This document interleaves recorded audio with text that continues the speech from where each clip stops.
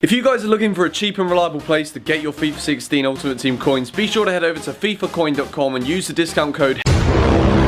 Hey guys, and welcome back today to episode number 2 of my look into Euro 2016. Now today, we are going to be looking at Group B. As a little recap back to Group A, we had France and Romania progressing into the knockout phases. Today, we look at England's group. Now this is probably the one the majority of you are going to be the most interested in. We're going to be going through the fixture list. Of course, England and Wales are the so-called two big teams in this group. However, I'm sure that Russia and Slovakia are going to have something to say about that. Now, before we get into the predictions and before we get into looking at how this group is going to progress, there's something relatively painful about following England at major tournaments. Little story.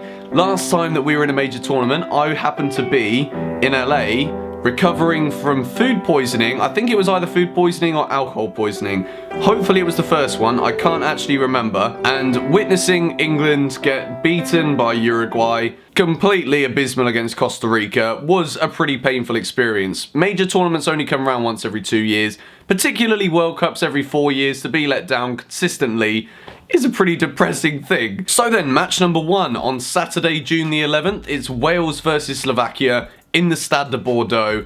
And even though many people say that Wales are a one-man team or a Gareth Bale team, Gareth Bale versus the world as it seems to be whenever Wales walk onto the pitch, I'm going to give them a bit more credit for that. I think it's a massive achievement for them to be there in the first place. Slovakia are certainly not going to be a pushover, but I think Gareth Bale is going to have a big tournament. I think Wales is going to have a decent tournament. We'll see how far I think they're going to go as the series progresses and as this video progresses. I'm going to go with a 2-1 Wales win. What do you think? Do you think Wales are going to have enough about them to be able to beat the likes of Slovakia or Russia or England? What do you guys think? Let me know in the comments below. And that leads us into match number 2, which is of course England's first game in the Stade Velodrome in Marseille. Now I've been to Marseille. Wasn't my favourite place I've ever visited in the world, I must say so myself. Didn't manage to go to the stadium though, unfortunately, so I can't make comment on that.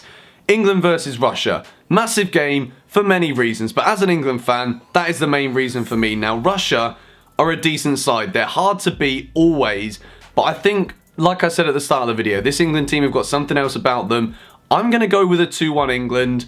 Probably going to regret saying all of this stuff about England in this video, but this is my predictions, and I'm just trying to be as honest as I can without trying to jinx anything. As we can see, after match number 1, England and Wales both with the same scoreline, topping the group. No points for Russia and Slovakia, but they come up against each other in match number 2. A chance for one of them, or both of them sort of, to get a foothold in this group. Now, I think Russia are going to win this one. I think they're a better team than Slovakia. I'm going to go with a 1-0 Russia victory, which leads us straight in to the second game on match day number 2, England-Wales. Although on paper, England have got the better team, this game is more than just who's got the better team on paper or who's in the best form. This is technically, as rivalries go, a final.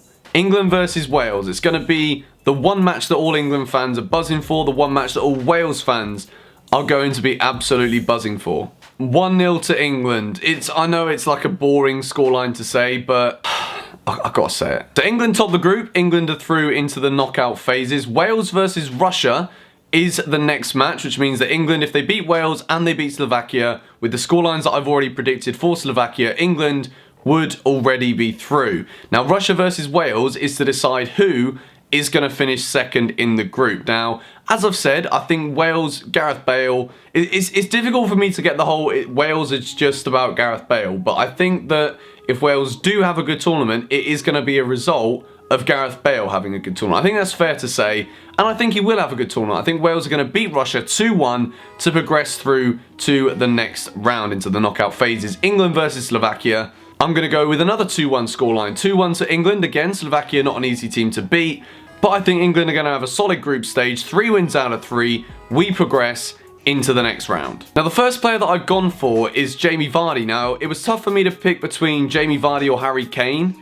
for this little mention in the end of this video, simply because I think both of them are going to have big tournaments for England, and if England do well, I think we will rely on the goals of Harry Kane, but he's just got potential to be a hero. Second player we're going to go for is Joe Hart. I think he's a world-class goalkeeper. I think he's a leader, and if England are going to win the tournament, I think Joe Hart is going to have a big say in whether or not we do that. And the third player is the man who's just turned 20 years old, Dele Alli. Now, whether or not he actually starts for England, I don't know at this point, but I think he's one of those players that can change a game. He's got that little bit of magic in the locker. He can find a pass, he can score a goal, and I think he's had such a great season for Spurs that Roy Hodgson would be a bit of a fool if he didn't go and play Dele Alli in the Euros. So I think he could potentially have a massive tournament. And then, of course, the final player in this group that we're going to talk about is Gareth Bale. Now, I've mentioned it throughout this video already.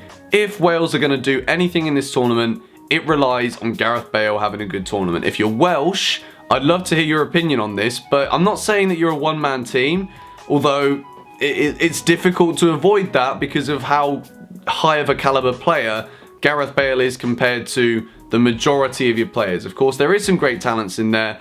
So, that wraps things up for Group B. England and Wales go through, and in the next video, we're going to be taking a look at Group C, which involves Germany. I'll see you guys there. Bye-bye.